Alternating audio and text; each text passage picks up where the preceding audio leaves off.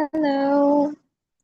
ربك وما قلى وللآخرة خير لك من الأولى ولسوف يؤتيك ربك فترضى ألم يجدك يتيما فآوى ووجدك ضالا فهدى ووجدك عائلا فأغنى فأما اليتيم فلا تقهر وأما السائل فلا تنهر وأما بنعمة ربك فحدث صدق الله العظيم।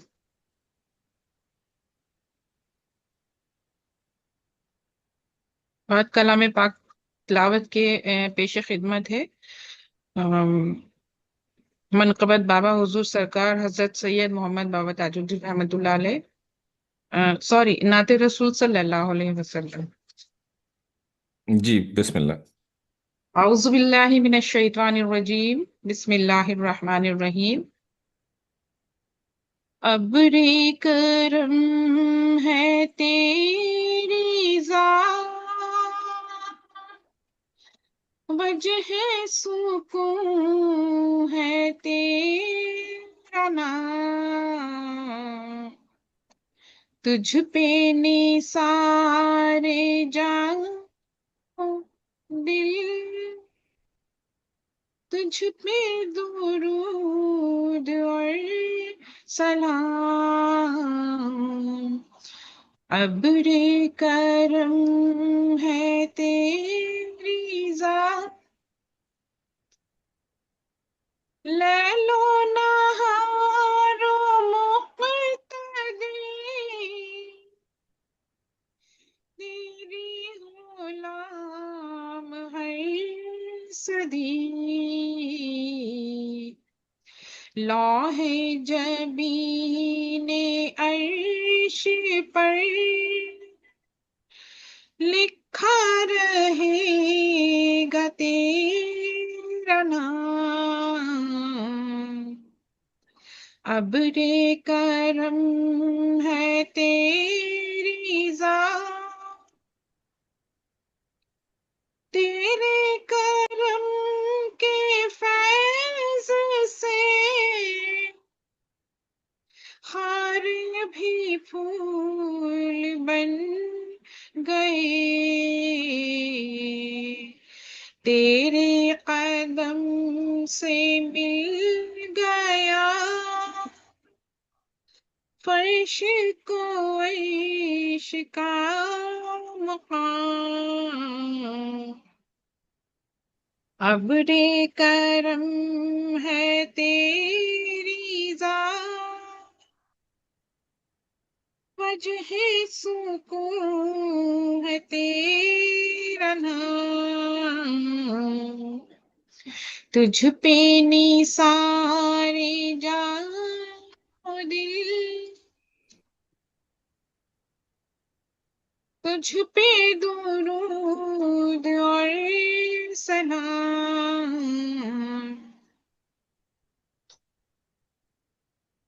नाते रसूल सल्लल्लाहु अलैहि वसल्लम के बाद पेश खिदमत है मनक़बत बाबा हुजूर सरकार हजरत सैयद मोहम्मद बाबा ताजुद्दीन रहमतुल्लाह अलैह अल हसनी वल हुसैनी। बिस्मिल्लाह बिस्मिल्लाह सुभान अल्लाह। औज़ु बिल्लाहि मिनश शैतानिर रजीम, बिस्मिल्लाहिर रहमानिर रहीम। है खुदा की रजा मुस्तफा की अता, है खुदा की रजा मुस्तफा की अता, पंजतन के सखा ताजुद्दीन औलिया, है खुदा की रजा मुस्तफा की अता, पंजतन के सखा ताजुद्दीन औलिया, है खुदा की रजा। बेकसों की सदा मुखलिसों की नवा, बेकसों की सदा मुखलिसों की नवा, सबका मुश्किल कुशा ताजुद्दीन औलिया। फजल रहमत की हर लम्हा बरसात है, पंजतन की वहाँ फजल और रहमत की हर लम्हा बरसात है, पंजतन की वहाँ बटती खैरात है। क्या हसी दर हुआ, दिल नशी दिल रहा, क्या हसी दर हुआ, दिल नशी दिल रहा। मरहबा मरहबा ताजुद्दीन औलिया, महज़ने इल्म फन पर, महज़ने मखज़ने इल्म फन आबरूए ज़मन, नाशिरे दीन हक मारिफत के चमन। आशिक आशिक़े मुस्तफा मर्द बातिन शिकन, आशिक़े मुस्तफा मर्द बातिन शिकन। अक्ल से है बरा ताजुद्दीन औलिया, है खुदा की रजा। ये सआदत भी सैयद रसाई पे हो, काश ऐसा करम इस फिदाई पे हो। ऐ सआदत भी सैयद रिफाई पे हो, काश ऐसा करम इस फिदाई पे हो। आपका हाथ थामे मदीने चलूं, आपका हाथ थामे मदीने चलूं, और आए क़ज़ा ताजुद्दीन औलिया, है खुदा की रजा। मुश्किलों की सखा है खुदा की रजा, मुस्तफा की अता पंजतन के सखा ताजुद्दीन औलिया।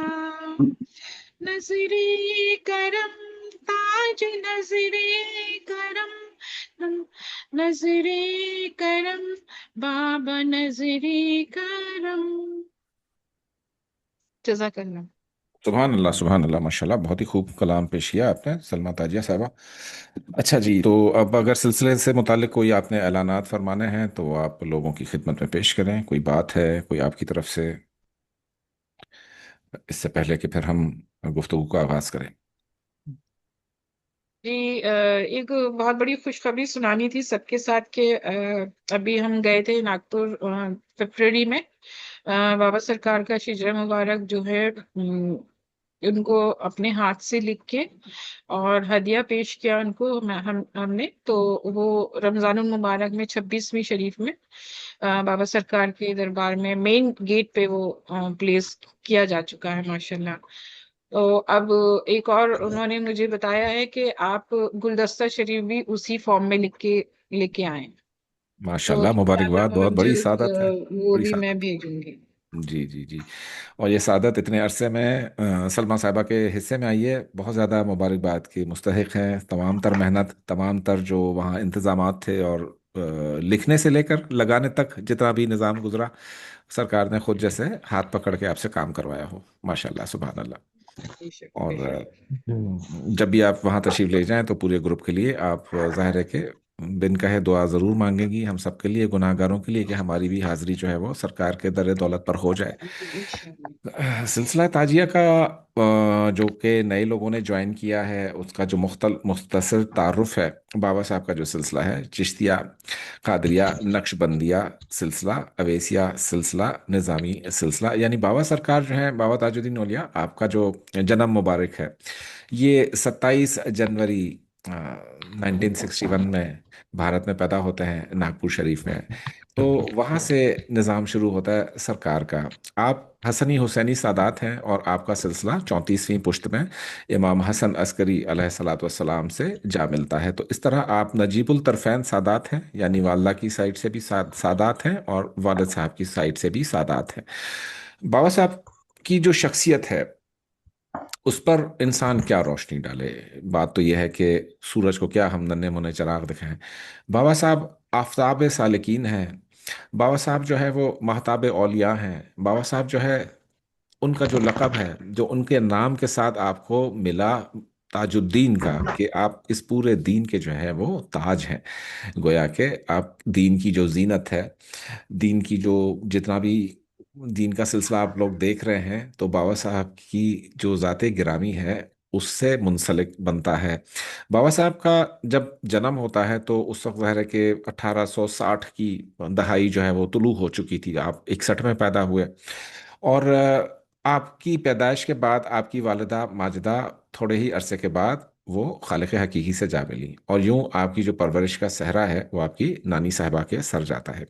आपकी जो वालदा माजिदा है, जिनका नाम मरियम अबी अम्मा है, उनका रूहानियत में सलूक में अपना ही एक मुकाम है। और जो लोग उनकी हस्ती से वाकिफ़ हैं वो इस बात से इतफाक़ करेंगे कि मरियम बी अम्मा साहिबा को विलादत से पहले, सरकार की विलादत से पहले कौन कौन से ख्वाब आपने देखे।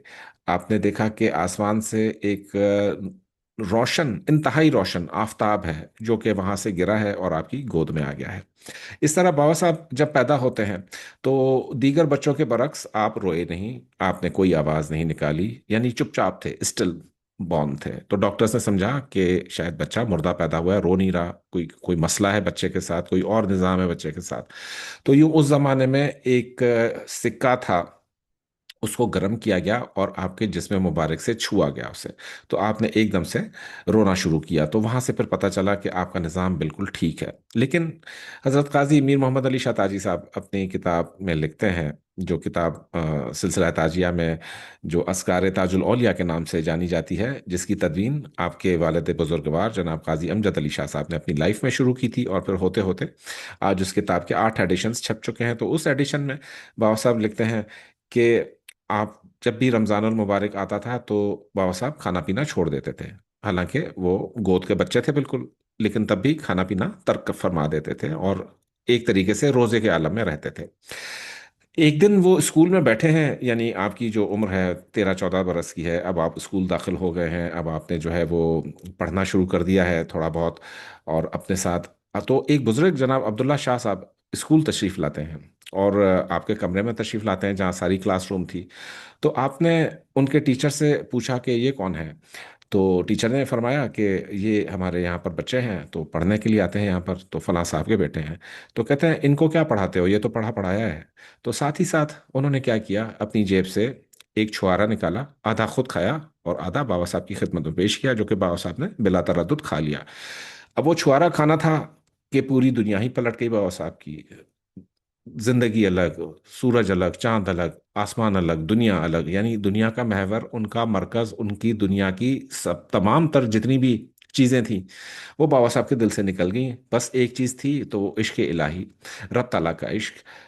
अब यहाँ से यूं हुआ कि बाबा साहब ने अपनी जब तालीम मुकम्मल की तो वहाँ पर कामटी शरीफ का वाक़या है ये। कामटी शरीफ जो है वो यहाँ नागपुर के मज़ाफ़ात में एक जगह है जहाँ पर इसको कमेटी नाम था इसका, तो कामटी कामटी कहते थे। यहाँ पर अंग्रेज़ों की बहुत सारी फ़ौज रहा करती थी, तो उस ज़माने में फ़ौज में भर्ती होने का बड़ा निज़ाम था। तो बाबा साहब जब 18-19 साल के होते हैं, यानी कि बात है 1878-79 की, तो उनके जो मामू साहब हैं जनाब अब्दुल रहमान साहब, उन्होंने कहा कि अब आपकी उम्र इतनी हो गई है कि आप फौज में भर्ती हो जाइए। तो बाबा साहब चूंकि दराज कद थे, जिस्म अच्छा था, सेहत बहुत अच्छी थी, तो बाबा साहब ने फौज में भर्ती, सिपाही के तौर पर इंडियन फौज में भर्ती, जो ब्रिटिश फौज थी उस वक्त की, भर्ती हो गया। तो इसी असना में आपका जो इस्तगराक था, आपका जो मेहनत, आपकी जो मेहनत थी, आपने जो वो छुआरा खाया था, और चूंकि हसनी हुसैनी सादात थे आप, तो इस निज़ाम की वजह से आपकी तमाम तर तवज्जो बातनी उमूर की तरफ मुंतकिल होने लगी। होते होते होते यूं हुआ कि आप अक्सर व बेशतर जो है वो जो कामटी शरीफ के मज़ाफ़ात में एक मज़ार है, वहाँ पर चले जाते थे रात को। वहाँ पर समझे जैसे ही छुट्टी होती थी बाबा साहब चले गए, और वहाँ मज़ार पर बैठकर अपना मुजाहिदा, मुराकबा, अस्कार, या जो भी बेखुदी के आलम में आपने अपने रब के साथ लौ लगानी थी वो शुरू हो जाते थे। तो इसी असना में नानी साहबा बहुत परेशान हुई। उन्होंने समझा कि कोई असर हो गया है इनके दिमाग पर, क्योंकि बचपन से ही बाबा साहब को तन्हाई का बहुत ज़्यादा शौक था। तो बहुत सारे डॉक्टरों को दिखाया गया, सबने तसल्ली बख्श रिपोर्ट दी कि ये बच्चा तो ठीक है, बिल्कुल कुछ भी नहीं हुआ, लेकिन उनकी जो वो कैफियत थी वो बरकरार रही। तो एक दिन नानी साहबा उनको ढूंढते ढूंढते जो है वो उसी मज़ार पर जा पहुंची कि किसी ने बताया कि हमने इस तरफ जाते हुए देखा है। तो वहां जाकर चली गई। उन्होंने जब उनको इबादत और मुजाहिदे में मुस्तगरक पाया, यानी कि उन्होंने वो समझी थी शायद कोई किसी और खेल कूद में पड़ गए हैं, कोई खेल तमाशा देखने चले गए हैं, लेकिन ऐसा कुछ भी नहीं था। बाबा साहब वहां पर इबादत में मसरूफ थे, उनके मज़ार के ऊपर। तो जब नानी ने देखा कि यहाँ तो ये माजरा है कि ये रातों को उठकर जनाब पूरा पूरा पूरी पूरी रात वो गायब रहते हैं और वहाँ पर हाजिरी देते हैं मज़ार के ऊपर बैठकर दिनों रात, वहाँ पर शब व रोज़। जब छुट्टी होती थी तो इवन तब भी बाबा साहब घर नहीं आते थे, उसी मज़ार पर रहा करते थे। तो यहाँ से होते होते यूं हुआ कि इनका जो दिल था वो फौज से बिल्कुल उचाट हो गया। क्योंकि अक्सर व बेशतर जो अंग्रेज उनके ऑफिसर्स होते थे वो उनको एक जगह ड्यूटी पर देके चले गए। जब अंग्रेज राउंड लगाकर दूसरी जगह पहुंचता है, अपनी जो उनकी कंपनी थी, तो वहां पर बाबा साहब को मौजूद पाता। और जब वापस आता तो अगेन वहां पर भी बाबा साहब को मौजूद पाता। तो वो अंग्रेज अफसर इंतहाई हैरान हुआ कि भाई ये यहाँ से उस आधी कंपनी का जो फासला है वो तो हम घोड़े पर बैठकर जाते हैं, तो ये यहाँ पर भी ड्यूटी करता है और ये वहाँ पर भी ड्यूटी करता है, तो इसने कोई कोई वो ढोंग रचाया हुआ है, कोई इस तरह का किया हुआ है। तो इंक्वायरी होती है और सारे अफसर बैठते हैं, तो नतीजतन ये होता है कि उनको बर्खास्त कर दिया जाता है, या उन्होंने खुद अपनी जो है वो सिलसिला ऐसा बनाया था कि यार तंग आकर ये लोग खुद ही मुझे छोड़ दें। तो अब बाबा साहब थे और अल्लाह की याद थी। बाबा साहब काउंटी शहर में मीलों पैदल घूमते थे, जंगलात में चले जाते थे, जिस्म पर कपड़ा है कपड़ा नहीं है इसकी परवाह नहीं। जब आपको भूख लगती थी तो रास्ते से पत्थर उठा लेते थे, वो खाना शुरू कर देते। और इसी अवस्था में अगर कोई खाना लाता तो आपके पीछे, क्योंकि जो वहाँ के जो जानवर वगैरह होते हैं उनको इतनी ज़्यादा उनसियत थी बाबा साहब के, जो ही बाबा साहब की खुशबू आती थी कि बाबा साहब निकल रहे हैं, तो बहुत सारे जानवर इर्द गिर्द भी जमा हो जाते थे। तो बाबा साहब अपने लिए लाया गया जितना खाना होता था वो उनको पेश कर देते, जानवरों को पेश कर देते थे, और खुद कुछ भी नहीं खाते थे। आपको जब भी भूख लगती तो नीचे से पत्थर उठाकर अपने मुंह में रखते और आराम से खाते। इसी तरह से कोई तिनका हाथ आ जाता तो उसको सुलगा कर बैठ जाते, कहते लो जी हम बीड़ी पी रहे हैं। तो इस तरह के जो वाकयात होने लगे तो लोगों ने समझा कि आपके जहन पर कोई असर हो गया है, आप जो है वो उस इस्तगराक में चले गए हैं, आपके ऊपर जो है वो वजद तारी हो गया है। यानी लोगों का गुमान था कि आप जो है वो मजजूब हैं। हालांकि बाबा साहब मजजूब नहीं है, हालत जुज्ब में भी उनकी निगाह 70 कोस तक काम करती थी। जहां भी देखता हूं हजारों कोस तक देखता हूं, ये बाबा साहब के फरमान है जो कि अस्कार ताजुल औलिया में काजी साहब ने रकम तराज किए हैं। तो इस तरीके से होते होते होते यूं हुआ कि बाबा साहब जो है वो उनके इर्द गिर्द अब लोगों की भीड़ जमा होना शुरू हो गई। किसी को नौकरी नहीं मिलती थी तो बाबा साहब के पास आ जाता था, किसी की शादी नहीं होती थी, किसी का कोई और मसला होता था, किसी का कुछ किसी का कुछ। आप जब भी वहां पर कामटी में बाजार में निकलते थे तो पीछे समझ लें कि यूं एक जमे गफीर आपके साथ साथ चलता था। और ये ऐन जवानी के दिनों की मैं बातें बता रहा हूँ आपकी, जब आपकी उम्र अभी 25 से 30 साल के बीच में है। इसी दौरान आपने जो है वहां पर एक जगह है कांडवाना, तो वहां पर जो जंगलात हैं, तो वहां पर जिप्सीज रहा करते थे। जिप्सीज होते हैं जो खाना बदोश होते हैं, जो जादू करतब दिखाकर अपना पेट पालते हैं, मेले ठेले करते हैं। तो उनकी पूरी वो बस्ती थी। ये बहुत बड़े जादूगर होते थे, अंदरूने खाना ये जादू बहुत करते थे। तो बाबा साहब का जिक्र जो था जिक्र माकूस होता था, यानी बाबा साहब कई कई हफ्ते और दिन लगातार दरख्त से उल्टे लटक जाते थे और जिक्र फरमाते थे। अब ये नहीं देखते थे कि गर्मी है, सर्दी है, बुखार है, टेम्परेचर है, या कोई और आर्जा है, इल्लत है। लेकिन जिक्र माकूस से होता है कि आप दरख्त की किसी भी शाख में अपनी दोनों पैर उल्टे फंसाकर, और आपका सर जमीन की तरफ होता है और टांगे समझे ऐसे हुक की तरह उसमें उल्टी फंसी हुई होती हैं, जिक्र माकूस फरमाते थे दरख्तों से लटक कर। इसी असना में वो जो कांडवाने वाले थे, वो जो गांव के लोग थे, वो इनकी खिदमत में हाजिर हुए। पहले तो उन्होंने बड़ी कोशिश की कि बाबा साहब को वहां से भगाते हैं, लेकिन उन्होंने देखा कि यार ये तो कोई स्पेशल ही शख्सियत लगती है, क्योंकि इतने ज़्यादा जादू टोना असर कर रहा है ना, इनके ऊपर कोई उन्होंने धमकियां करवाई, सारा कुछ कराया कि आप यहाँ से चले जाओ, तो वो भी किसी चीज़ पर असर नहीं। तो बिलाखिर वो सब लोग तायब हो गए और उनकी खिदमत में ही उन्होंने अपना आस्थाना ठिकाना बना लिया कि अब बाबा साहब जब तक वहाँ रियाजत मुजाहिदे में हैं तो वो जो लोग हैं वो उनकी जितना भी उनकी ज़रूरियात हैं, पानी लाना, उनके लिए खाना लाना या उनके आराम का ख्याल करना, तो धीरे धीरे तो सबको ही पता चल गया कि ये कोई बहुत बड़ी हस्ती हैं जो कि यहाँ पर मौजूद है। अब होते होते ये हुआ कि बाबा साहब की शोहरत जाहिर है कि फैलती चली जाए, फैलती चली जाए। तो यहाँ पर महाराज रघुजी राव पटेल उन चाहते हैं कि वो वहाँ के बहुत ज़्यादा, समझ लें जैसे नवाब होते हैं या उस इलाके का जो गवर्नर होता है, वो उस तरह की शख्सियत, वो उनको अपने साथ लेकर जाते हैं और महल का अपने एक गोशा उनके हवाले कर देते हैं कि बाबा साहब इधर ही रहा करेंगे। अब वो हिंदू होकर इतना ज़्यादा मोतक़िद, ना सिर्फ हिंदू बल्कि सिख और जो अंग्रेज थे स्पेशली, बहुत सारे अंग्रेज ऐसे होते थे जिनको अपनी औलाद का मसला था या किसी की बीवी का मसला था या किसी की दौरान प्रेगनेंसी बच्चा विलादत नहीं हो रही है, तो भागा दौड़ा बाबा साहब के पास आता, रिगार्डलेस ऑफ द फैक्ट कि उनको ये था कि ये मुसलमान है, ये कहीं हमें मिसगाइड ना कर दें। लेकिन बाबा साहब, जिसके जो भी इंसान बाबा साहब के पास आता था उसको कुछ ना कुछ वो देकर छोड़ते थे। एक दफ़ा एक साहब तशरीफ लाए उनके पास, तो आप जो है वो, आपके पास एक आपके पास बीड़ी थी, तो पान की बीड़ी जो होती है, तो वो पान की बीड़ी उन साहब को दी उन्होंने और उनको कहा बस तू जा। उन्होंने कहा मैं तो इतना दूर से आया हूँ और आप मुझे खाली बीड़ी देकर, मेरी बात भी नहीं सुनी है, तो मेरी मुझे बीड़ी देकर भेज रहे हैं। कहता है जा रे जा, तेरा काम तो कर दिया हमने। वो साहब वापस निकलते हैं अपने इलाके के लिए, तो रास्ते में रेल की पटड़ी आ जाती है। अब ये उतरकर जब रेल की पटड़ी क्रॉस कर रहे हैं, उनको दूसरी जानब जाना था, तो अचानक से चीखता चिंगाड़ता एक रेलगाड़ी जोर की दूसरी साइड से आना शुरू हो गई। उसको पता नहीं था कि रेलगाड़ी आ रही है। आपने उस साहब ने अपनी जेब में वो बीड़ी जो रखी हुई थी, बाबा साहब ने उनको दी थी, उस जेब पर यूं करके हाथ रखते हैं और यहाँ पर ट्रेन को ब्रेकें लग जाती हैं। तो बमुश्किल समझो 10 से 12 फीट के फासले पर वो इतनी बड़ी लोडेड ट्रेन यूं आके रुक जाती है और यूं उस शख्स की जान बच जाती है। इस तरह से एक सुनारा है जो कि सुनारे की दुकान करता है कामटी के बाजार में, बहुत ज़्यादा अकीदत रखता है बाबा साहब से। तो आप उनके घर तशरीफ ले गए अचानक से, out of blue, out of nowhere. Baba Saheb शाम को उनके घर तशरीफ ले गए, कहते हैं ये मकान खाली कर दो। वो कहता है क्यों खाली कर दूं बाबा साहब? कहता है बस खाली कर दो। उन्होंने कहा जैसा आपका हुक्म। उसने मकान खाली कर दिया। होता यह है कि रात को, अब क्या होता है कुछ नहीं पता, लेकिन पूरा घर, पूरा निज़ाम उसका चल के भस्म हो गया। अगर वो वहां से उस रात बाबा साहब के कहने पर शिफ्ट नहीं होता तो वो भी मारा जाता। ये बहुत छोटे छोटे से इतने ज़्यादा वाकयात उस किताब मुबारक में आप काजी बाबा ने लिखे हैं कि जब आप वो किताब पढ़ते हैं तो आपको तब जाकर बाबा साहब का अंदाज़ा होता है कि ये किस कदर बड़े वली थे। बाबा साहब को बैक वक्त नागपुर में भी देखा गया और बाबा साहब को बैक वक्त हज के मौके पर भी देखा गया। एक साहब से हज पर मिलते हैं और अपना पता बताते हैं कि जब तू भारत आए तो हम यहाँ पर रहते हैं, हमारा नाम ताजुद्दीन है, तो नागपुर में आकर हमसे मिलना। तो वो शख्स हज से वापस लौटा और उसी जगह वापस आया तो कहता है अरे ये तो आप वाकई आप हैं।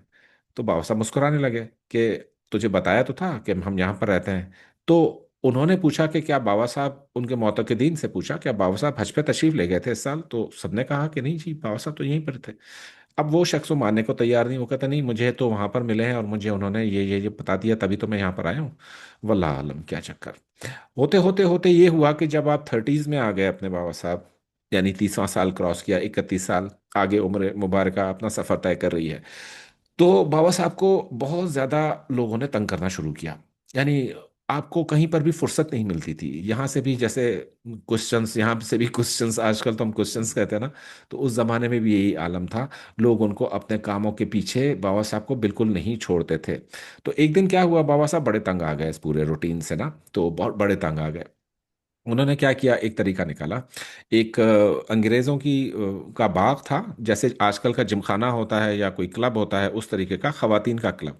तो बाबा साहब एक दिन इसी जुज्ब की हालत में उस बाग के अंदर जा पहुंचे। अब जैसे ही आप बाग के अंदर पहुंचे हैं तो वहां पर जितनी खवातीन थी वो चीखों पुकार करती हुई वहां से भाग गई, क्योंकि बाबा साहब उस वक्त नीम बरहना हालत में थे। आप तो जुज्ब की कैफियत में कभी कुछ पहन लेते थे, कभी नहीं भी पहनते थे। तो अक्सर औकात आपको एहराम में देखा जाता था बाबा साहब को ज्यादातर। तो अब उन्होंने तो अपनी जो जाहिरी छवि थी उन उसकी वजह से बनाई थी कि उनका मखलूक खुदा से जान छूटे और लोग उनको इबादत करने दें। तो इस तरीके से क्या हुआ कि उनको पकड़कर उनका डॉक्टरी मुआयना करवाया गया और डॉक्टरों ने मुतफ़िका तौर पर कहा कि जी इनको पागल खाने में भेज दीजिए। अब ये जो पागल खाने वाला चैप्टर आता है बाबा साहब की लाइफ का, ये ट्रांसफॉर्मेशन, इस कदर ट्रांसफॉर्मेशन इस पीरियड में बाबा साहब की हो जाती है कि बाबा साहब ने जितना अरसा पागल खाने में गुजारा, क्योंकि जब तक जो महाराजा साहब हैं, उन्होंने पागल खाने से खुद आकर बाबा साहब के हाथ पैर जोड़कर अपने महल में वो ले जाते हैं, राजा रघुजी राव भोसले जो है।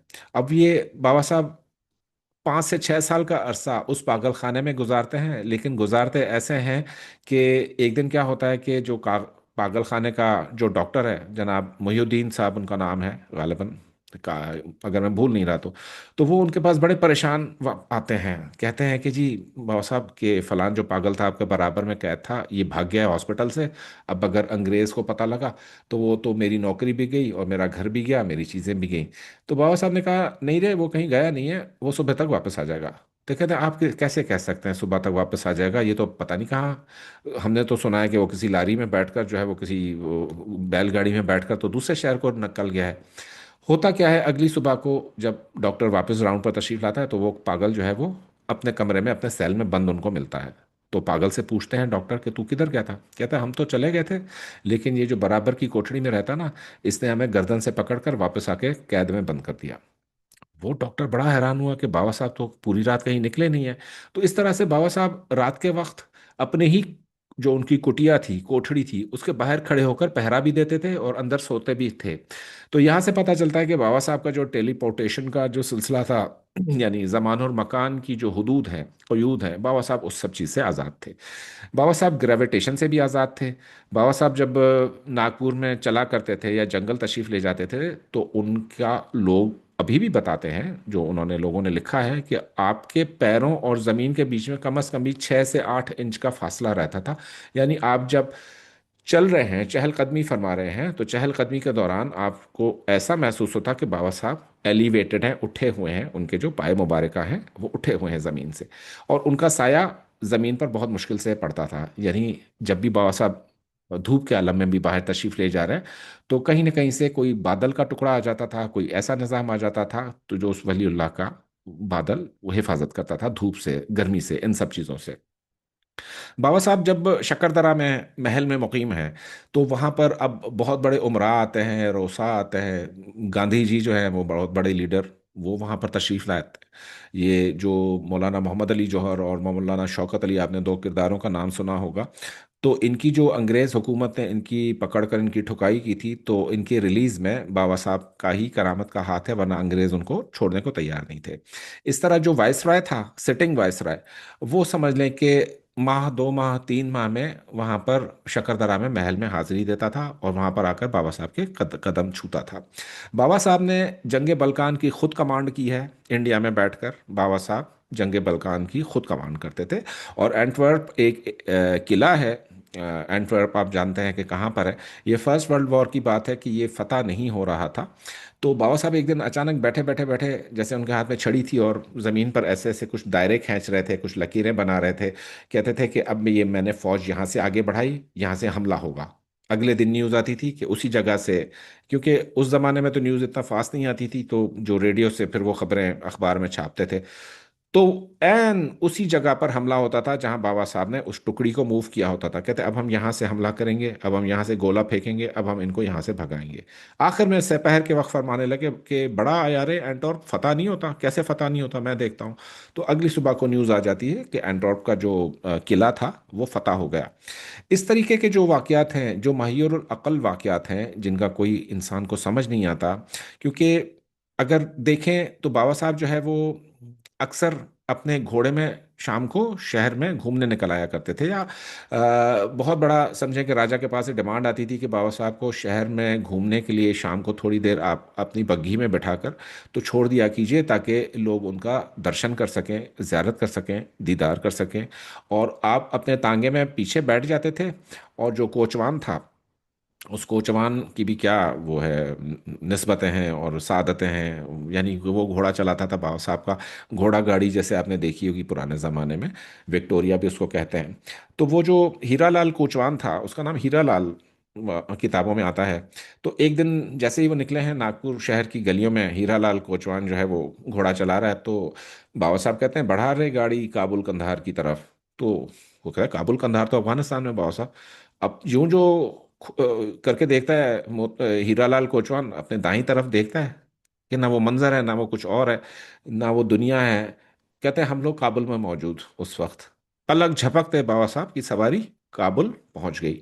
और काबुल में बाबा साहब ने जिन जिन लोगों को फैज़ पहुंचाना था, जिनकी दादरसी करनी थी, जिनकी आहो बका बाबा साहब के कानों तक पहुंची थी कि हमारे को दर्शन दे दीजिए, ज़ियारत दे दीजिए, तशरीफ़ ले आइए, तो वहाँ भी काबुल और कंधार में भी यही मजमा लग गया।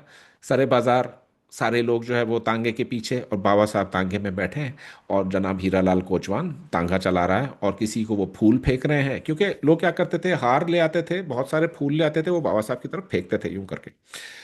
कोई हार ले आ रहा है, कोई कुछ और इतर पेश कर रहा है, कोई खाना पेश कर रहा है, तो बाबा साहब तांगे से बैठे बैठे ही गले से हार या फूल उतार कर यूं फेंकते थे। अब जो नसीब वाला इसको, उसने कैच कर लिया बाबा साहब का दिया हुआ फूल, बाबा साहब की दी हुई कोई पत्ती, बाबा साहब की दी हुई बीड़ी, या कुछ भी बाबा साहब का दिया हुआ, उनको मरे जा रहे होते थे वहां पे सारे पठान जो काबुल और कंधार में। अब इधर से फिर बाबा साहब ने हुक्म फरमाया, वापस चलो रे। यूं करके आंख खोली उसने, हीरालाल कोचवान ने, तो उसकी जो गाड़ी है, यानी जो घोड़ा गाड़ी है, वो नागपुर के बाजार में वहीं पर ही मौजूद है। तो वो बंदा कहता है कि हमें समझ नहीं आती थी कि बाबा साहब यहाँ पर हैं, बाबा साहब आसमानों में हैं, बाबा साहब किसी और दुनिया में हैं, लेकिन आंखें बंद रहते हुए भी बाबा साहब को, जैसे कि उनकी दरबार में जो भी हाजिर होता था, आंखें बंद होती थी, इस्तखराक में होते थे, तो लोग समझते थे कि बहुत ही ज़्यादा जख्मी के उसमें है, जलाल में है, या बहुत ही ज़्यादा उसमें है, अपनी किसी कैफियत में है, जुज्ब के आलम में है। तो मजजूबियत का जो मामला है वो उनके बारे में फैलता चला गया। हर रात को 3:30 बजे से पौने 4 बजे राजा के महल में एक तालाब बना हुआ था, जो तालाब पीछे, जहां से उसमें जंगल से कहीं से पानी आता था। तो एक रात 3:30 बजे खुदान जो है वो चीखते चलाते हुए आए। 3:30 बजे हैं रात के, बाबा साहब बैठे हैं, वो कह रहे हैं कि वो वहां पर एक एनाकोंडा यानी अजदहा वो आया है बाहर। हम सब डर रहे हैं, हम क्या करें समझ नहीं आ रही। तो बाबा साहब कहते हैं, अरे भेज दो भेज दो उसको, अंदर भेज दो। उसके बाद उन्होंने वहां से महल के दरवाजे, क्योंकि रात को बंद हो जाते थे, किसी को इजाजत नहीं थी खुलवाने की, लेकिन स्पेशली बाबा साहब ने बोला कि दरवाजे खुलवाओ। तो वो तालाब से होता हुआ अजदहा बाबा साहब के वहां हाजिर होता है, और बाबा साहब के पैर जो है वो पाए मुबारका को अपनी, समझ लें जो उसकी दो धारी जुबान होती है, तो वो उससे फौंकार के, चूम के, चाट के, तो वो वापस पलट जाता है 3:30 बजे। और वो उसकी लंबाई बताते हैं कि तकरीबन 70 गज लंबा अजदहा, 70 गज, वो जो महल के खुदाम जिन्होंने रिपोर्ट लिखी कि 70 हाथ या 70 गज लंबा जो था वो अजदहा, वो जैसे आया और बच्चों की तरह वापस थोड़ी देर बैठा और वापस पलट के चला गया।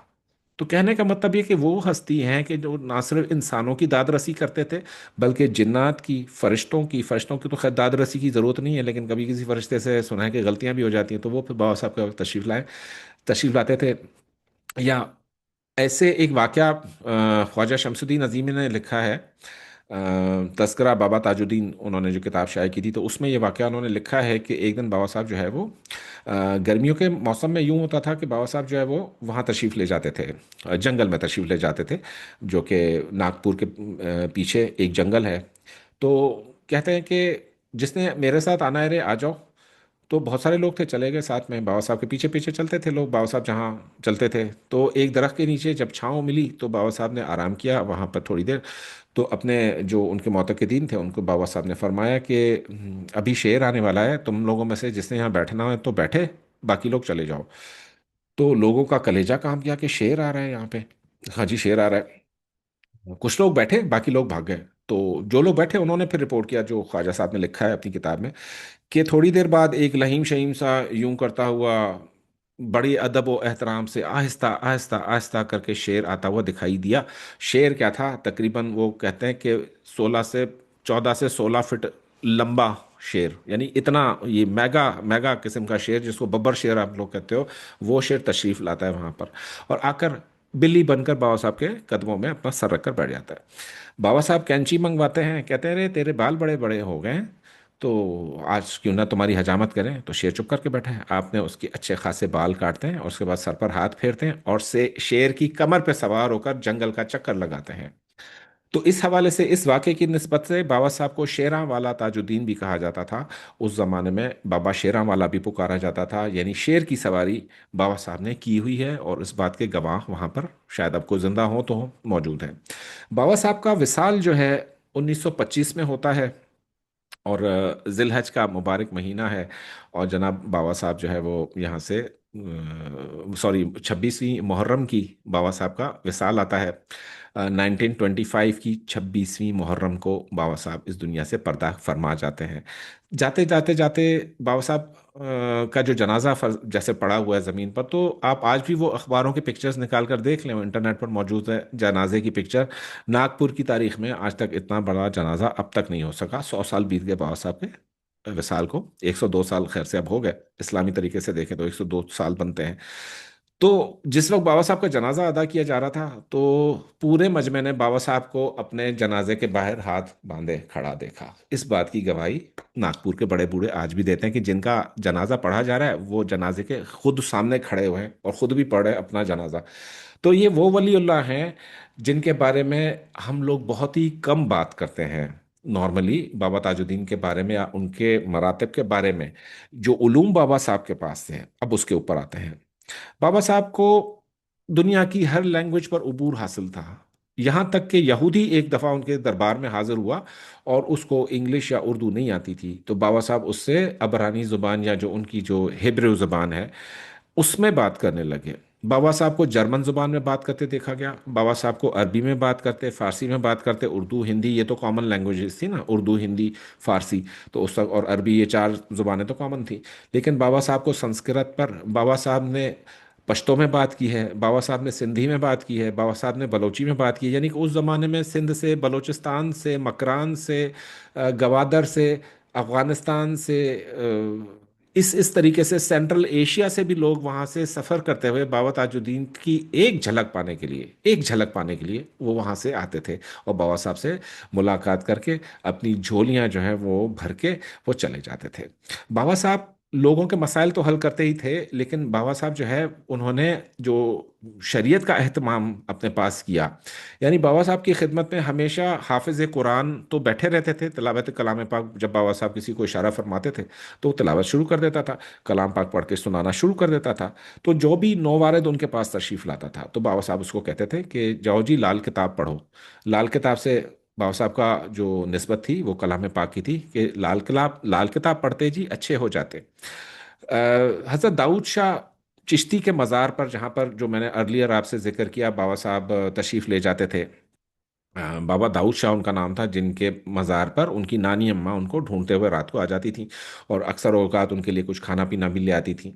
तो बाबा साहब जो है वो हज़रत दाऊद शाह चिश्ती के जब मज़ार पर बैठते थे तो उनको ज़िक्र खफ़ी अता होता है। जो जिक्र खफी आप सरकार को अता होता है, तो उसकी निस्बत से अब आपने क्या किया कि आप जब अपने जिक्र में बैठते थे तो आज भी कामेटी शरीफ की पहाड़ियों का वो अक्स अस्कार ताजुल औलिया में वो पिक्चर्स मौजूद हैं कि आपके साथ वो पूरा जो जंगल था वो अल्लाह पाक का जिक्र करता था। यानी अल्लाहू हक हू, अल्लाहू हक हू, अल्लाहू हक हू। ये जिक्र परहैप्स मैं अपनी तरफ से कह रहा हूँ, लेकिन जाहिर है जो भी आप जिक्र फरमाते थे, तो अल्लाहू जो है वो उन पहाड़ियों पर अभी भी लिखा हुआ है, जो बाबा साहब की आवाज़ की रेजोनेंस से अल्लाहू वहाँ पर पेवस्त हो गया। यानी पूरा जंगल, पहाड़, परिंद चरिंद, जानवर, हैवान, इंसान बाबा साहब के साथ हम कलाम होकर और जिक्र में महव हो जाते थे सरकार ताजुद्दीन औलिया के। सरकार बाबा साहब का जो विसाल है एक गहरा सदमा, साहिर अहले नागपुर के लिए, पूरे महाराष्ट्र के लिए एक बहुत बड़ा सदमा। और बाबा साहब की जब वफ़ात की खबर आती है तो उस वक्त के जितने भी लीडिंग न्यूज़पेपर्स हैं उन्होंने स्पेशली ज़मी में शाये किए हैं, और फ्रंट पेज पर, पूरे इंडिया के न्यूज़पेपर्स ने फ्रंट पेज पर बाबा साहब के जनाजे की पिक्चर वो छापी है। वो अखबार के टुकड़े आज भी कहीं ना कहीं जमा हैं। बाबा साहब की करामतें आपकी ज़िंदगी में तो चलती थीं सो चलती थीं, लेकिन आपके विसाल के बाद बाबा साहब की ऐसी ऐसी करामतें देखी गईं, ऐसी ऐसी करामतें देखी गईं कि जिनका शुमार हम हमारे पास उतने चीज़ें भी नहीं कि हम उनको लिख सकें, शुमार कर सकें। बाबा साहब गायबाना तौर पर जब तालीम अता फरमाते हैं सिलसिले के अंदर, क्योंकि बाबा साहब बाकायदा साहिब इजाज़त, साहिब शरीयत बुजुर्ग थे, वो मजजूब हरगिज़ नहीं थे, लेकिन उनका जो ज़ाहरी वज़ाक़ा था, हुलिया, और आपका जो तालीम का तरीका था वो तमाम बुजुर्गान दीन से ज़्यादा जुदागाना। बाबा साहब हमेशा एक्सपीरियंस करके लर्निंग करवाते हैं, एक्सपीरियंस बेस्ड लर्निंग। जैसे बहुत सारे लोग होते हैं ना, उनको जिक्र से तसल्ली नहीं होती है, तशफ़ी नहीं होती है। अक्सर मेरे पास लोग आते हैं कि जी अब हमें कुछ नया दे दीजिए, कुछ नया पढ़ना है, कुछ नया करना है, कुछ तो मैं उनसे यही कहता हूँ कि क्या इस पे कैफियत आपको नहीं है मिली? क्या कहते नहीं, अभी हमें कैफियत नहीं मिल रही, यानी वो सुरूर नहीं मिल रहा। रूहानियत में हम लोग आते क्यों हैं? हमारे लिए तो दुनिया ही काफी थी, लेकिन चंद खुशनसीब इस दुनिया में ऐसे हैं, यूं समझ लें कि मुट्ठी भर लोग होंगे पूरी आलम इंसानियत के हिसाब से अगर हम देखें, तो जो रूहानियत में इस रास्ते पर चलते हैं। अब जाहिर है कोई नक्शबंदिया में बैत है, कोई कादरिया में बैत है, कोई जुनेदिया में बैत है, कोई किसी और सिलसिले में बैत है। लेकिन जो बात सिलसिला ताजिया में बैत करके हासिल होती है ना, मैं समझता हूँ कि मैंने भी बहुत सारे सलासिल में इधर उधर हाथ पैर मारने की कोशिश की, इधर उधर मुंह मारने की कोशिश की। तो जो मुझे रिक्कत कल्ब और जो कल्ब का सुकून बाबा साहब का दामन थामने के बाद हासिल हुआ है, यूं लगता है कि मेरा हर कदम किसी की निगाह में है, मेरे पुश्त पर कोई खड़ा हुआ है, मेरे सर पर किसी का हाथ है, और मेरी कमर जो है वो मजबूत है, इस हवाले से कि मेरी निस्बत बड़ी मजबूत है। क्यों? जिसकी निस्बत हसनी हुसैनी हो तो उसके रास्ते में फिर ये सब छोटी छोटी चीज़ें, छोटी छोटी मंजिलें, छोटी छोटी चीज़ें उसकी निगाह में नहीं ठहरती। वो अपना मुकाम, जैसे इकबाल ने कहा कि तू शाही है बसेरा कर पहाड़ों की चट्टानों पर, नहीं तेरा मुकाम गुम्बद खजरा के उसके ऊपर। मैं शेर भूल रहा हूँ, मेरी मेमोरी की हमेशा कमबख्ती आती है कि मैं शेर एक मिसरा हमेशा भूल जाता हूँ, दूसरा याद रहता है जो मुझे अपनी पसंद का होता है कि तू शाहीन है बसेरा कर पहाड़ों की चट्टानों पर। तो ताजिया सिलसिले में जो जो भाई बहन हमारे दाखिल होते हैं, तो उनके लिए गुजारिश ये है कि सिलसिला कोई आम सिलसिला नहीं है। यहाँ पर आपको हर सांस के साथ आपकी तालीम चल रही होती है। यहाँ पर आपको उस्ताद का हाथ सर पर हमेशा महसूस होता है, कोई रफ़ीक, कोई हमदर्द, कोई दर्द शनास, कोई नफ्स शनास, यूं लगता है कि आपके सर पर हमेशा हमवक्त मौजूद है। और उनकी रहमतों के साए, उनकी दामन के जो नेमतें रब ताला ने उनके दामन से हमें अता फरमाई है, बाबा ताजुद्दीन औलिया हसनी हुसैनी नागपुरी रहमतुल्लाह अलैह, अल्लाह पाक उनको जो है वो मजीद दर्जात अता फरमाए। तो अभी जैसे बात हो रही थी सलमा साहिबा से, तो उन्होंने कहा कि गुलदस्ता शरीफ भी वहाँ से नागपुर से मज़ार, क्योंकि नागपुर वाला मज़ार अगर किसी ने नहीं देखा इंडिया में होते हुए, तो मैं समझता हूँ कि उनकी बड़ी वो है, बैड लक है कि उन्होंने आज तक नागपुर विजिट नहीं किया। जो जो लोग इंडिया से हैं, मेरा प्रोग्राम देख रहे हैं, सिलसिला ताजिया से ताल्लुक़ रखते हैं, तो उन सबसे हाथ जोड़ के गुजारिश है कि अपने शेख के मज़ार पर एक दफ़ा हाजिरी देकर तो देखो। सुबह 3:30 बजे, 3 बजे जब मज़ार खुलता है नागपुर शरीफ में, तो यूं समझें कि लोगों के अज़दहाम बाहर, और शायद सलमा साहिबा और जो दीगर वहाँ लोग तशरीफ़ ले गए हैं, वो इस बात से मेरे ख्याल में कि वो इकरार करेंगे कि उन्होंने ये नज़ारा देखा है कि अभी जूं ही ये दरवाज़ा खुलता है बाबा साहब की जहाँ तुरबत मौजूद है, तो यूं लोगों का अज़दहाम, एक यूं जत्था के जत्थे का जत्था लोगों का फौरन यूं मज़ार में अंदर आके दाखिल होता है। और वहाँ से ऐसा होता है जैसे हजारों साल के प्यासे थे और कुआं मिल गया, और वहां से बस एक नज़र मिल गई, एक झलक मिल गई, अपने शेख का दीदार मिल गया, अपने शेख की खुशबू मिल गई। बाबा साहब की खुशबू के मुतालिक अगर मैं अर्ज़ करूं, तो बाबा साहब ने जो कुर्ता आखिरी दिनों में पहना था, वो कुर्ता आज भी कराची में दरबार ताजुल औलिया, जिसके मुतवल्ली और मुंतजिम जनाब अत्थर शाह ताजी साहब हैं, जो कि साहिबजादे हैं काजी मीर मोहम्मद अली शाह ताजी साहब के, तो उनके पास वो महफूज है बाबा साहब का कुर्ता। आप लोग जब भी कराची जाएं तो उनसे जिद किया करें कि आपको तबरुकात की ज़ियारत करवाएं जो बाबा सरकार ने इस्तेमाल फरमाए थे आखिरी दिनों में। वो तबरुकात काजी अमजद अली शाह ताजी साहब पाकिस्तान बनने के बाद कराची लेकर आए थे, और कराची का पूरा इलाका बाबा साहब ने काजी अमजद अली शाह साहब के हवाले किया था। लेकिन काजी साहब इतने बड़े मर्द दरवेश और मर्द कलंदर के कभी किसी के आगे आपने हाथ नहीं फैलाया। और अगर ये अता किसी और कमर्शियल उसमें होती, तो समझें कि आज तक तो काजी साहबान ने बड़े प्लाजे बना लेने थे। इतनी ज़्यादा मखलूक वहाँ पर तशरीफ़ लाती है बाबा साहब के तबरुकात को विज़िट करने के लिए, देखने के लिए, लेकिन उन्होंने आज तक किसी से 1 रुपया भी नहीं लिया। इतने ज़्यादा समझे मर्द कलंदर हैं कि किसी से 1 रुपया भी लेना पसंद नहीं फरमाते जनाब अतर शाह ताजी साहब, क्योंकि उनके रगों में भी काजी अमजद अली शाह ताजी साहब का खून है, जो कि खुद एक रूहानियत में जो आला मकाम रखते हैं। तो कराची जिन साहिबान का भी जाना हो, तो ये दो मज़ारों पे हाज़िरी आपने लाजिम देनी है अपने सिलसिले के, काजी अमजद अली शाह ताजी और काजी जनाब मीर मोहम्मद अली शाह ताजी एक ही जगह पर आराम कर रहे हैं। C1 एरिया लियाकताबाद वो कब्रिस्तान का नाम है जहाँ पर मज़ारात मौजूद हैं। तो वहाँ पर जब जाएंगे तो अनोखा सुकून मिलेगा आपको।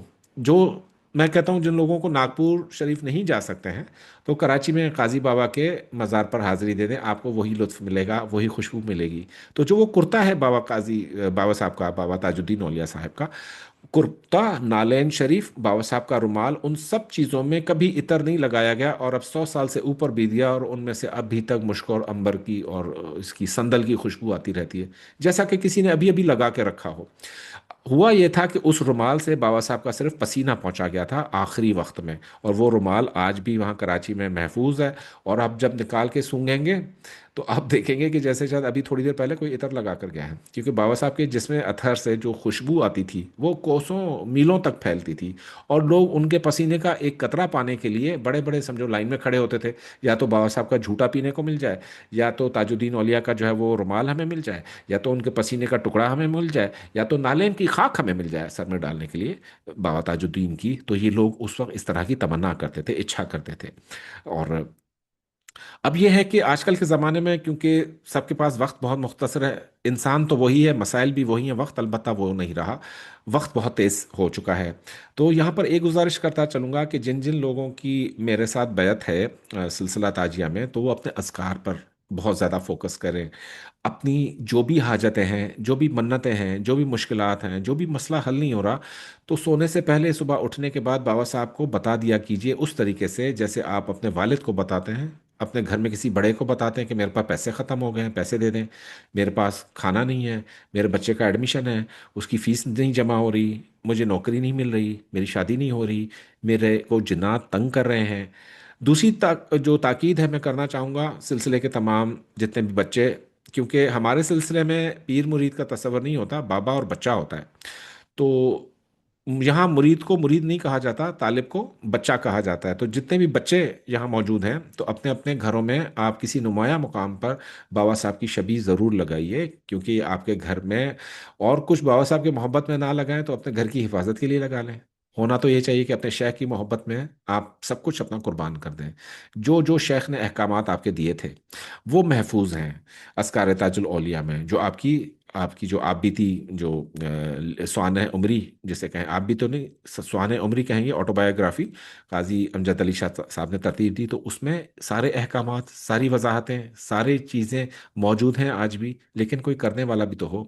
तो मैं उम्मीद करता हूँ कि आप सब लोग जो है बाबा साहब का सरकार ताजुल औलिया का दामन जो है वो मरते दम तक नहीं छोड़ेंगे, बल्कि ये सौदे तो हैं ही मरने के बाद के, दुनिया तो जैसी दुखी सुखी गुजर जानी है, लेकिन जिन ताजी बच्चों का इंतकाल हुआ और वो फिर दूसरे ताजी बच्चों के ख्वाबों में तशरीफ लाए, जैसे हाल अहवाल होता है कि एक मुरीद ताजी साहब थे, रमज़ान ताजी उनका ग़ालिबन नाम था, तो उनका इंतकाल हुआ। वो 26वीं में बहुत ही ज़्यादा खुसूसी उससे शिरकत फरमाते थे, बहुत ही ज़्यादा समझो अकीदत और एहतराम से तशरीफ़ लाते थे, और 26वीं की जो महफिल होती थी कराची में, वहाँ पर हाथ भी बटाते थे सरकार बाबा साहब का। और तो उनको किसी ने ख्वाब में देखा, पूछा कि क्या हुआ भाई?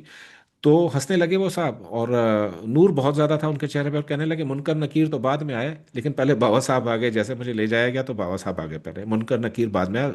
तो बाबा साहब उनसे कहते हैं कि छोड़ो रे मेरा बच्चा, इससे क्या पूछते हो? बस इतना सा पूछा, कहते हैं वो दिन है और अब मैं आराम से हूँ, खुशी में हूँ और बाबा साहब के साथ हूँ। तो मुर्शिद ऐसा हो जो कि किफ़ायत वहाँ भी करे यहाँ भी करे। मुर्शिद ऐसा हो जिसकी स्वाने उम्री पड़ते साथ ही इंसान के जिस्म पे राशा तारी हो जाए, उसके स्किन के बाल खड़े हो जाएं, और उनकी जो वाक़यात हैं सरकार बाबा साहब के, वो तो खैर कभी ख़त्म नहीं होंगे। दामन वक्त अलबत्ता ज़रूर ख़त्म हो जाएगा। और हमने महफिल भी ज़रा 11:30 बजे शुरू की थी क्योंकि हाजरीन कम थे। तो अब मैं कोशिश करता हूँ कि अगर हाजरीन के कुछ सवालात हैं जो कि क्वेश्चन एंड आंसर्स इस महफिल का एसेंशियल शुरू से हिस्सा रहे, तो अगर किसी ने कोई बात पूछनी हो, मालूम करना हो, तो बेटा फिर यहाँ पर हैंड रेज कर ले। और हैंड रेज करने का तरीका आपको अपने मोबाइल में मिल जाएगा। नीचे एक ऑप्शन होता है हैंड रेज का, वो प्रेस करेंगे तो आपका माइक मैं ऑन कर दूंगा यहाँ से, तो बारी बारी सब लोग अपनी बात कर सकते हैं। जी जनाब, किसी ने कोई सवाल करना है, कोई बात करनी है तो बताइए। अस्सलाम वालेकुम सर। जी वालेकुम अस्सलाम, कौन बात कर रहे हैं? जी, हुमैरा राशिद बात कर रही हूँ। जी फरमाइए। कैसे हैं आप सर? मैं पहचाने आप ठीक मुझे? हूँ, बिल्कुल पहचाने, काफी अरसा सर हो गया। माशाल्लाह, अल्लाह ताला के करम और आपकी दुआ से आपने एक दफा कहा था ना आप जाएंगी यूके। माशाल्लाह मैं यूके 2 महीना रह के आ चुकी हूँ। अरे वाह, रखकर जी। भी आ गई 2 महीने, क्या बात है भाई। जी हाँ, रमजान से पहले आ गई थी। आपने कहा था ना अपनी बेटी की बर्थडे करना उसके साथ। अच्छा जी, कहा था। आपकी दुआ से माशाल्लाह। हम्म। बस वो सर सरकार का क्वेश्चन नाम करूँ ले लेते आपसे? हैं तो फिर जो भी बात बोलते हैं ना पूरी हो जाती है। सरकार का जब नाम आता है जी। ना जुबान पे, तो जो भी कहलवा लो जी। मुझसे पूरा हो जाएगा। जी माशाल्लाह से, अल्हम्दुलिल्लाह। वो अच्छी अच्छी चीजें सर कहलवानी भाई सब। हाँ अल्हम्दुलिल्लाह। सर हम्म। क्वेश्चन पूछूं, आपकी इजाजत? हाँ, पूछो पूछो। सर वो पहले आपने कहा था नजरे बद का पहले तो बता दीजिए। आपने कहा था ना नजरे बद है बहुत ज्यादा। हम्म। अ, नजरे बद के लिए नमक और लाल मिर्च, इससे डेली नजर काटिए। हाँ। नहीं, आपने पढ़ने के लिए दिया था ना कि नाव पे हाथ रख के आउज़ु बिल्लाहि मिनश शैतानिर रजीम ला हौला वला कुव्वता इल्ला बिल्लाह। अच्छा, शैतान रजीम है, शैतवान नहीं है ये, वैसे इतना ज्यादा ना उसे इज्जत दे। शैतवान नहीं होता, शैतान रजीम है। ठीक है। आपका माइक म्यूट म्यूट हो गया है हुमैरा साहबा। म्यूट हो अनम्यूट गई? करो। जी, अब दोबारा बात कीजिए। जी, जी अब बात कीजिए। ठीक है। जी जी, अब जी। ठीक है, फरमाते रहें। तो नजरे बद का बता दीजिए, अभी भी है या नहीं? डेट ऑफ बर्थ बताऊं आपको? डेट ऑफ बर्थ नहीं बताइए, वालदा साहबा का नाम बताइएगा। ये वालदा साहबा का नाम। आकला, आकला खानम। अच्छा। आपने कहा था ना वो इसाले सवाब करने को बताया था, फिर मैं हर पीर को करती थी माशाल्लाह से इसाले सवाब उनको। नजर बद तो अभी समझें कि 60% तो चली गई है, लेकिन कुछ उसके जी। रिमेनिंग एलिमेंट्स बाकी बाकी हैं अभी भी। अच्छा अच्छा, अभी भी मतलब करती रहूं मैं? अभी इसे करती रहिए, जारी रखिए। अच्छा, और वालदा साहिबा का आप कहते ना वो चाहती हैं इसाले सवाब करें, तो वो मैं करती थी। तो वो छोड़ना नहीं है ना, इस साल सवाब करते रहना है। नहीं नहीं कर, नहीं नहीं मुस्तकिल कर रही हूँ। हाँ, मुस्तकिल मुस्तकिल कर की। रही हूँ। हाँ और सर बेटे का भी एक पूछ सकती हूँ, एक और क्वेश्चन हाँ हाँ, बेटे पूछे। के बारे में? जी सर मैं पूछे। बेटे का बताया था ना कि वो उनकी शादी की थी तो वो उनकी बन नहीं रही थी फिजा हाँ। नाम की लड़की से। तो सर हुआ हफ्सा। ये कि फिर वो वाकई में उनकी बनी ही नहीं फिर। हफ्सा नाम था। फिजा फिजा। फिजा, फिजा, ओके। और बेटे का? हाँ, बेटे का हमजा, लेकिन बनी नहीं उनकी, डाइवोर्स हो गई आखिरकार सर। बहुत हाँ, ही वो बस नाम परेशानी, नाम ऐसे परेशानी थे का ना कि गुजरा। आपस में नहीं उनकी हम्म। इस तरह का निजाम बनता। बहरहाल अल्लाह पाक खैर का मामला फरमाए, जहां भी रहे बच्चा खुश रहे और वो हम्म। बच्ची भी खुश रहे। हाँ बस अब दोबारा से बस अब इरादा है सर उनके नाम के हिसाब से क्या क्या नाम होना चाहिए? जैसे इनका हमजा है, छः देखिए नौ हमजा। छियानवे उनकी डेट डेट ऑफ बर्थ है, 6/9/96। हाँ। हमजा के लिए सिर्फ जोहरा के हरूफ जो हैं वो प्रॉब्लम रहेंगे, जैसे फे हो गया, रे हो गया, स्वाद हो गया, और बड़ा अच्छा। काफ हो गया। ये 4 हरूफ से परहेज करें। बाकी जहाँ शादी अच्छा। करवाएंगे तो आप नाम भेज दीजिएगा, लड़की का चेक कर लेंगे इंशाल्लाह। अच्छा, चलें ठीक है इंशाल्लाह। शुक्रिया शुक्रिया। चलें, जज़ाकल्लाह खैरन कसीरा जज़ाकल्लाह। सर। अच्छा जी, हैंड रेस का ऑप्शन नहीं आ रहा। तो हैंड रेस का ऑप्शन तो सारे इंटरफेसेस में होता है। अ, मैं रिक्वेस्ट करूंगा एडमिन से कि वो हैंड रेस यहाँ पर चैट पर कोई पिक्चर शेयर कर दें कि हैंड रेस का ना नहीं आ रहा। बहुत सारे लोगों को जूम जो है वो नया है उनके लिए। अच्छा जी, अब कौन बात करेगा जी? अ, यहाँ पर हैंड रेजेस तो अभी नहीं आए हैं मेरे पास कोई भी। अगर आप बात करना चाहते हैं तो चैट पर लिख दीजिए, चलें चैट पर लिख दीजिए तो मैं वहां से आपको माइक ऑन कर दूंगा। साजिद ताजी साहब हैं, चलें बात कीजिए साजिद भाई। अस्सलाम वालेकुम। जी वालेकुम सलाम। बाबा जी क्या हाल है आपके, ठीक हैं? जी बेटा, मैं ठीक हूँ।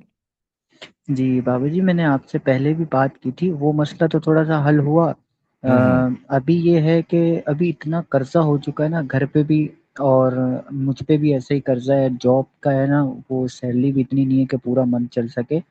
तो हम्म। अब मैंने मुझे किसी ने बताया कि अगर आप कोई वजीफ़ा कर रहे हो तो आप जिसकी बैच में हो तो हम्म। उन्हें याद करके करो। तो आप मुझे एक तो ये गाइड कर देंगे मैं बाबा जी को कैसे याद करूं वजीफ़ा करने से पहले, और मुझे वजीफ़ा भी बता दीजिएगा। मैं आपको डेट ऑफ बर्थ बता दूं, मसला मुझे समझ नहीं हाँ, आ रहा डेट ऑफ कि बर्थ क्या बता दो चल रहा बेटा। जॉब का मसला है। है। जॉब का भी मसला, जॉब तो 9 अभी है नवंबर टू लेकिन सेट। थाउजेंड हाँ, 9 नवंबर 2000। हम्म। बेटा, जॉब से ज़्यादा तुम्हारे लिए अपना कारोबार ठीक रहेगा साजिद, जी। क्योंकि इस डेट ऑफ बर्थ पे बेटा तुम्हारी बनेगी नहीं अपने ऑफिसर्स के साथ या सुपीरियर्स के साथ। तो जी छोटे से ऐसा ही छोटा है। पहले तुम एक चाय का ही स्टॉल शुरू कर लो। ठीक है। वो इंशाल्लाह इतनी बरकत तुम्हारे को आएगी ना क्योंकि चाय का ताल्लुक बाबा साहब से भी है, क्योंकि बाबा साहब की खिदमत में जी जब चाय पेश की जाती थी तो वो अजीब ही समा होता था। हर इंसान की कोशिश होती थी कि उसकी लाई हुई चाय जो है वो बाबा साहब नौश फरमाए। तो चाय का ताल्लुक तो है सिलसिले से, चाय का करो कारोबार, बेड़ा पार है तुम्हारा। बाबा जी, मैं फ्रीलांसिंग भी करता था तो, लेकिन उसमें भी क्लाइंट आते हैं, बात करते हैं, प्रोजेक्ट कोई भी नहीं देता। तकरीबन हम्म। ये 1 साल हो गया यही चल रहा है। अभी लास्ट वीक भी एक क्लाइंट आया, बात की, लेकिन प्रोजेक्ट का कोई काम वगैरह नहीं दिया, फिर कोई रिप्लाई भी नहीं आया। अच्छा, तो अब आ जाएगा जिक्र। तुम जो पूछ रहे हो कि बाबा जी को कैसे याद किया जाए, तो हकताज हुअल ताज, इस पर एक वीडियो भी है जी मेरी जी। कि सिलसिला ताजिया में हकताज हुअल ताज का जिक्र क्यों करवाया जाता है।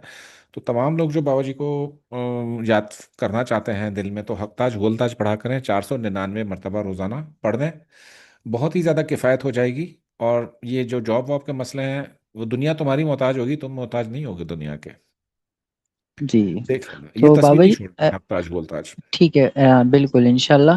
वो कुछ कह रहे थे कि नजर बद भी है, कोई मसला है, क्योंकि काम ऐसे अटक रहे हैं कि समझ नहीं आ रहा कि कोई भी काम कर दूं, अटक जाता है, बीच में ही रह जाता है, फिर अच्छा, होता बाबा नहीं है साहब की मुकम्मल। छवि है तुम्हारे पास? मोबाइल ग्रुप में में है। मिल जाएगी तुम्हारे को छवि है, ग्रुप में सलमा बाजी से मंगवा लेना, ग्रुप में छवि पड़ी हुई है। तो रोजाना सुबह उठ के पहले तो सलाम किया करो बाबा साहब को, उसके बाद अपने उमूर निपटाओ, देखो कुछ होता है उस दिन। ये ठीक है करके ठीक है देखो ठीक। टोटका, सुबह सुबह उठ के सलाम कर लो, ठीक है। और बस बाबा साहब से कह दो कि बाबा जी मेरे साथ रहिए पूरा दिन। अब देखो तुम्हारे को ना गैब से निज़ाम फिट हो जाएगा, और ऐसा फिट होगा कि तुम देखोगे कहाँ से लोग आ रहे हैं मेरे पास। इंशाल्लाह इंशाल्लाह। हम्म। और ठीक है। बाबा जी कोई ताकीद कर दीजिएगा थोड़ा, आप भी थोड़ा दुआ कर दीजिएगा, क्योंकि एक आप। जिक्र तुम्हें मैं दे रहा हूँ, हस्बुनल्लाह व जी। निअमल वकील, या वारिस या नसीर। ये तीन सौ ठीक है। तेरह मरतबा बेटा रोजाना पढ़ो, और नमाज की पाबंदी, बस दुनिया इधर की उधर हो जाए, नमाज नहीं छोड़नी है, समझ गया ना। ठीक है इंशाल्लाह। Thank you. अच्छा जी, अब और कौन कौन बात करना चाह रहा है? हैंड रेस करना नहीं आ रहा लोगों को, बहुत सारे लोग हैं बात करने के लिए। और जी सलमा मेरे साहब। पास एक क्वेश्चन है, जनाब अकबर हैं इंडिया से। तो जी उन्होंने भेजा है मुझे कि उनके बेटे का नाम है अब्दुल वहाब खान, जी जी। और उनकी वालदा का नाम है जैनब, हम्म। मसला और क्या है? उनकी डेट ऑफ बर्थ है 16 अप्रैल 1989।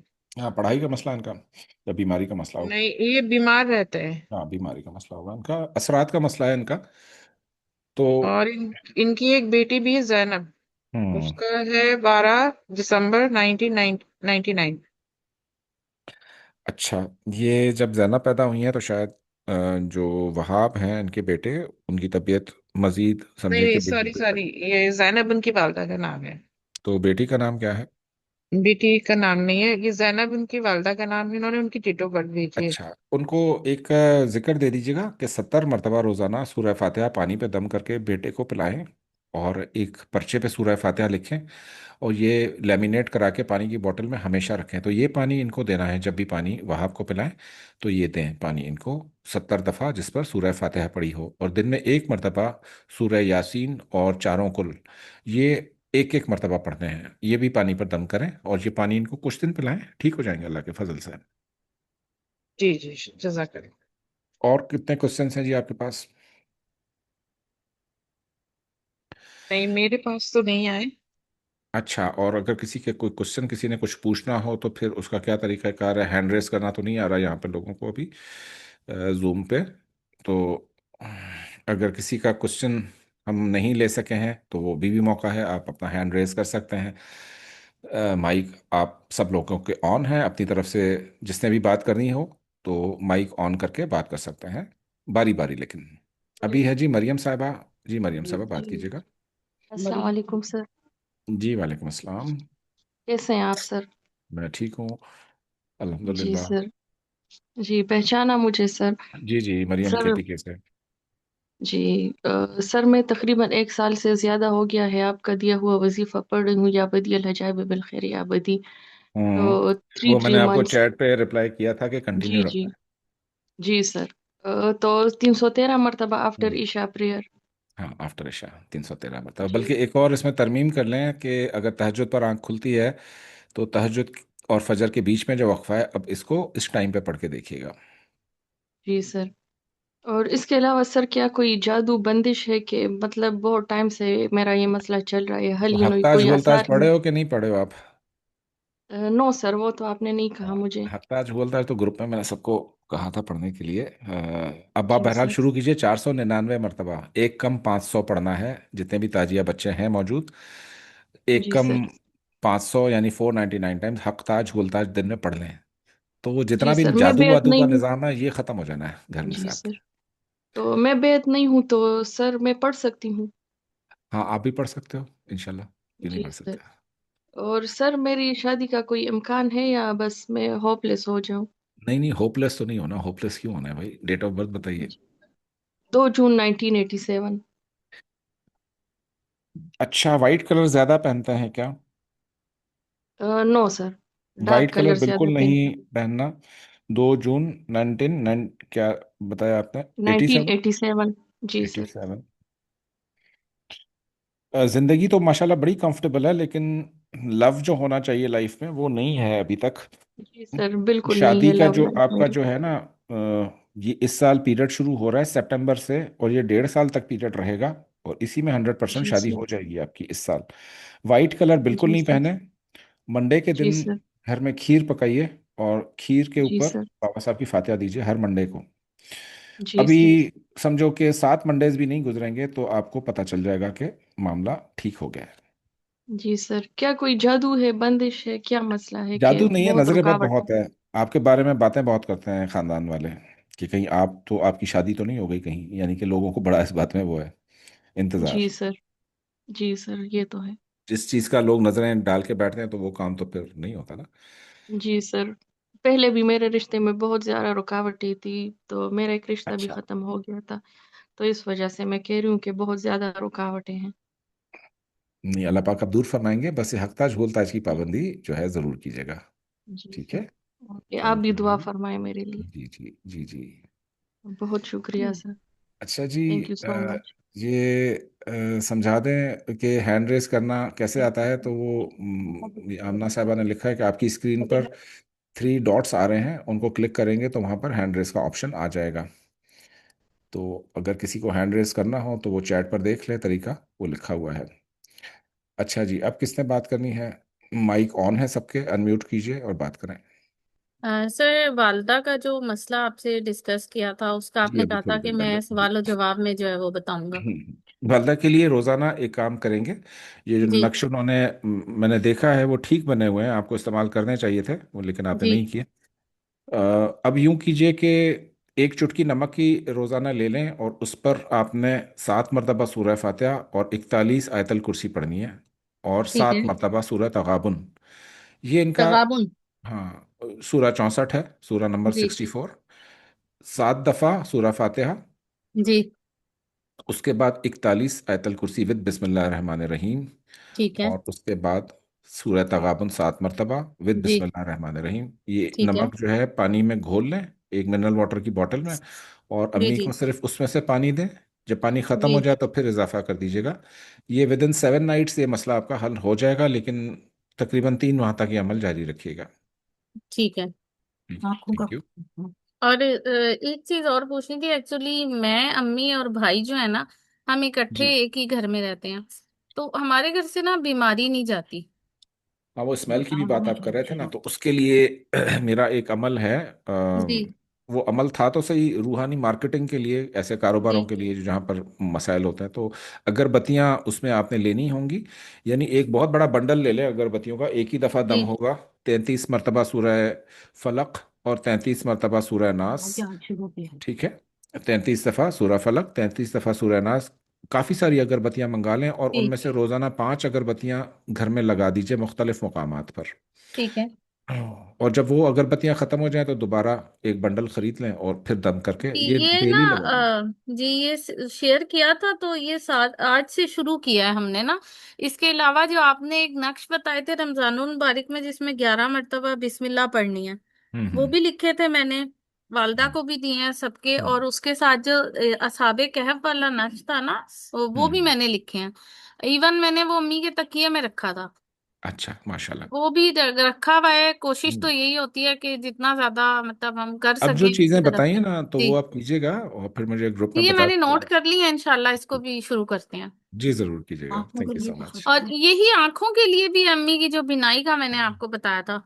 हाँ, उनके लिए अर्के गुलाब पर या नूर या बसीर, ये रोजाना दम होगा बाज नमाज फजर 100 टाइम्स, और फिर ड्रॉप्स 100 यूज टाइम्स। करें डेली, डेली जी। करना है लेकिन ये ठीक है। क्योंकि अम्मी का शम्स वीक है तो उस वजह से मामला पेश आ रहा है। सदकात मैंने जी। आपको बताया था, बड़े गोश्त का सदका करना है। जी। सैटरडे वाले दिन हड्डी वाला ठीक बड़ा है। गोश्त आधा जी। किलो मंगाए, अम्मी के सर से 7 मरतबा एंटी क्लॉकवाइज घुमाकर, तो ये किसी जी। बूढ़े तरीन फकीर को देना है, जो चौकीदार हो, फकीर हो, जो रोड पर काम करता हो, ऐसे जी। किसी जी। बंदे को दे दीजिए। ठीक है। Thank you. इंशाल्लाह, शुक्रिया। शुक्रिया। अच्छा जी, और किसी का अगर हैंड रेज नहीं है तो फिर हम जो है वो इजाज़त चाहें आपसे। मेरे ख्याल में तो किसी का हैंड रेज अभी तक तो नहीं आया है। किसी ने बात करनी है बेटा तो बताओ। अगर हैंड रेज नहीं करना आ रहा तो अपना माइक अनम्यूट करें और बात कर सकते हैं, सवाल पूछ सकते हैं। मेरे ख्याल में कोई भी नहीं है, तो फिर अब दुआ करवा देते हैं। औज़ु बिल्लाहि मिनश शैतानिर रजीम, बिस्मिल्लाहिर रहमानिर रहीम। दुआ कीजिए। अल्लाहुम्मा सल्लि अला मुहम्मदिन व अला आलि मुहम्मद, अल्लाहुम्मा सल्लि अला मुहम्मदिन व अला आलि मुहम्मद, अल्लाहुम्मा सल्लि अला मुहम्मदिन व अला आलि मुहम्मद। रब्बना आतिना फिद दुनिया हसनतन व फिल आखिरति हसनतन व क़िना अज़ाबन नार। रब्बना ज़लमना अनफुसना व इल्लम तग़फिर लना व तरहमना लनकूनन्न मिनल ख़ासिरीन। रब्बि इग़फ़िर ली व हब ली मुल्कन ला यंबग़ी लि अहदन मिन बअदी इन्नका अंतल वहाब। या रब्बि ज़ुल जलाल वल इकराम, हम सबको रिज़्क़ अता फरमा, इज़्ज़त अता फरमा, नेमतें अता फरमा, सेहत अता फरमा। जिन लोगों के घरों में बंदिशें हैं या रब ताला, उनकी बंदिशें दूर फरमा। या रब्बुल आलमीन, जो बेरोज़गार हैं उनको रोज़गार अता फरमा। या रब्बुल आलमीन, जो साहिब फ़राश हैं, जो हिल नहीं सकते, फालिज की बीमारी में हैं, बेड रिडन हैं, हॉस्पिटलाइज्ड हैं, मरीज़ हैं, दुनिया उनकी ख़राब है, दिल उनका ख़राब है, या अल्लाह पाक उनकी किफ़ायत फरमा, उनको सेहत अता फरमा। या रब्बुल आलमीन, जिनके सरों पर कर्ज़े हैं, या अल्लाह पाक उनके कर्ज़े दूर फरमा। या रब्बुल आलमीन, जिन बहनों की बेटियों की शादियां नहीं हो रही, या अल्लाह पाक उनके मुनासिब रिश्ते अता फरमा।